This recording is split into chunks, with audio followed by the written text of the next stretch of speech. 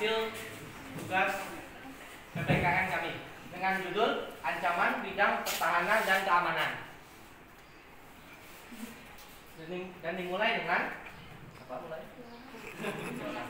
Pengertian ancaman di bidang pertahanan dan keamanan. Ancaman adalah setiap usaha dan kegiatan baik dalam negeri maupun luar negeri yang dinilai membahayakan kedaulatan negara, keutuhan wilayah negara, dan keselamatan segenap bangsa. Ancaman di bidang pertahanan dan keamanan adalah ancaman yang mencakup terhadap integrasi bangsa yang perlu kita waspadai, yang mengancam segala usaha untuk mempertahankan kedaulatan negara, keutuhan wilayah sebuah negara, dan keselamatan segenap bangsa dapat berasal dari luar maupun dalam negeri. Ancaman terhadap integrasi nasional tersebut datang dari berbagai sektor. Satu di antaranya ancaman terhadap integrasi nasional di bidang pertahanan dan keamanan. Adapun bentuk ancaman terhadap integrasi nasional di bidang pertahanan dan keamanan pada umumnya berupa ancaman militer. Ancaman militer adalah ancaman dengan menggunakan kekuatan bersenjata. Ancaman tersebut dinilai mempunyai kemampuan membahayakan kedaulatan negara, keutuhan wilayah, dan keselamatan segenap bangsa. Bentuk ancaman di bidang pertahanan dan keamanan. 1. Agresi dan invasi. Suatu negara yang melakukan agresi terhadap negara lain adalah ancaman bagi kedaulatan negara, keutuhan wilayah, dan keselamatan segenap bangsa Indonesia. Invasi merupakan bentuk agresi berskala paling besar dengan menggunakan kekuatan militer bersenjata yang dikerahkan untuk menyerang dan menduduki wilayah Indonesia. 2. Pelanggaran wilayah. Bentuk lain dari ancaman militer yang peluang terjadinya cukup tinggi adalah tindakan pelanggaran wilayah laut, ruang udara, dan daratan. Indonesia adalah negara lain.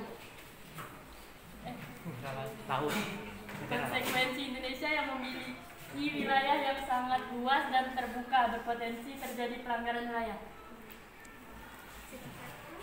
3. Pemberontakan bersenjata. Pemberontakan bersenjata melawan pemerintah Indonesia yang sah merupakan bentuk ancaman militer yang dapat merusak kewibawaan negara dan jalannya roda pemerintahan.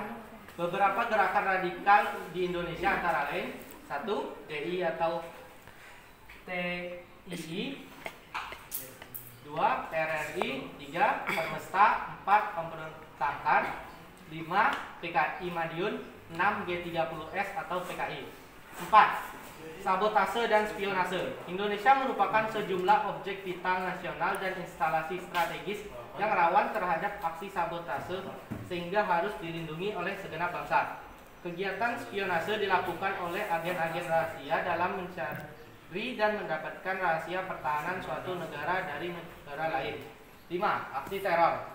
Aksi teror merupakan bentuk kegiatan terorisme yang mengancam keselamatan bangsa dengan cara menebarkan rasa ketakutan yang berlebih hingga menimbulkan korban tanpa mengenal rasa peri kemanusiaan. Beberapa contoh kasus teror di Indonesia adalah 1. Bom malam Natal 24 Desember 2000 tahun 2000. 2. Bom Bali.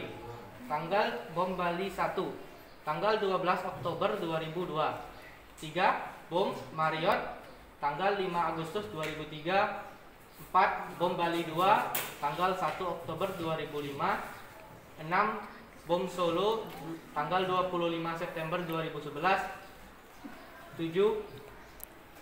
Bom Sarinah Tamrin 14 Januari 2016. 6. Ancaman keamanan laut dan udara. Kondisi geografis Indonesia meliputi wilayah perairan dan udara yang bisa dilalui transportasi dunia yang ada, baik transportasi maritim maupun dirgantara. Hal tersebut tentu akan berimplikasi terhadap tingginya potensi gangguan ancaman keamanan laut dan udara. 7. Konflik komunal. Konflik komunal adalah gangguan keamanan dalam negeri yang terjadi antar kelompok masyarakat itu sendiri. Ancaman terhadap integrasi nasional di bidang pertahanan yang berasal dari luar negeri antara lain adalah agresi militer dari negara lain, pelanggaran terhadap batas-batas wilayah nasional yang sudah diakui oleh hukum internasional dan negara-negara lain, pencurian sumber daya alam dari zona ekonomi eksklusif dan batas teritorial lainnya, negara luar yang mendorong dan membiayai separatis dan teroris untuk melemahkan pertahanan nasional. Ancaman-ancaman yang bersifat militer dan pertahanan nasional ini cukup berbahaya karena bisa saja memiliki aspek kekerasan dalam penerapannya. Berbeda dengan ancaman budaya dan ideologi yang bersifat halus dan perlahan-lahan. Oleh karena itu, Indonesia sudah memiliki strategi pertahanan nasional yang diwujudkan dalam bentuk Cisancamrata yang harapannya dapat mencakup dan melindungi seluruh lapisan masyarakat serta lembaga di Indonesia. Cisancamrata merupakan sistem yang disusun berdasarkan falsafah Undang-Undang Dasar dengan tujuan untuk memajukan ketahanan nasional Indonesia. Indonesia terletak di posisi silang dunia. Posisi silang ini merupakan sebuah potensi sekaligus ancaman bagi integrasi nasional bangsa Indonesia termasuk ketahanan nasional. Ancaman tersebut dapat datang dari luar dan dalam negeri dalam berbagai aspek kehidupan, dalam bentuk militer dan non-militer. Ancaman sangat berbahaya apabila tidak diatasi, sehingga harus dipilih strategi yang tepat. Strategi tersebut adalah menggunakan sistem pertahanan dan keamanan rakyat semesta Cisancamrata. Sekian dari kelompok kami. Ada yang ingin ditanyakan?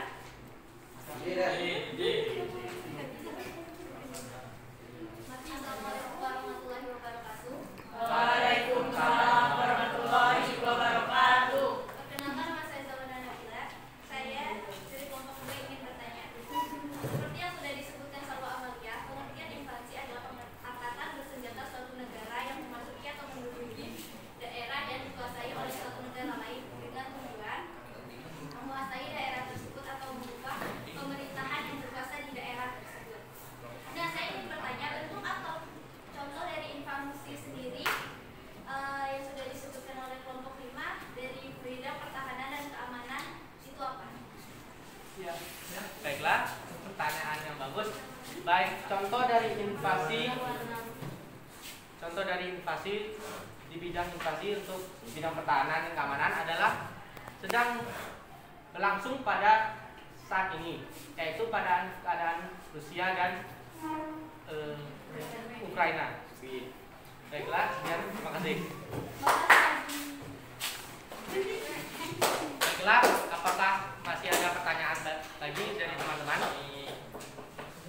Kalau tidak ada, kami akan tutup. Sekian, terima kasih. Assalamualaikum.